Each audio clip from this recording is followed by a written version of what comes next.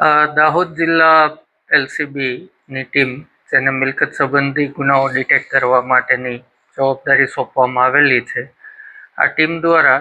Human intelligence અને અગાઉ બનેલા ગુનાઓનું ટેકનિકલ એનાલિસિસ કરતા જેમાંથી શંકાસ્પદ અમુક નંબરો મળેલા અને અમુક વ્યક્તિઓ જણાઈ આવતા આ શંકાસ્પદ ઈસમોની ધરપકડ કરતા અને એમની ઘનિષ્ઠ પૂછપરછ કરતા આશરે 13 જેટલી ઘરફોડ ચોરીઓનો ગુનાનો ભેદ ઉકેલાયો છે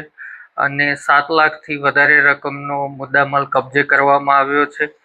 આરોપીઓના નામ જોઈએ તો મનુ મડિયા પલાસ જે માતવાનો રહેવાસી છે, રમસુ કાળિયા એ પણ માતવાનો છે અને કેશુ ધના એ વજેલાવ ગામનો રહેવાસી છે. જે ગુનાઓ ડિટેક્ટ થયા છે એમાં લીમખેડામાં જે બનાવ બન્યો હતો કે રોડ અકસ્માતમાં એક જ પરિવારના 5 વ્યક્તિઓ રાજસ્થાનમાં મરણ ગયેલા અને એમની રાજસ્થાન અંતિમ વિધિ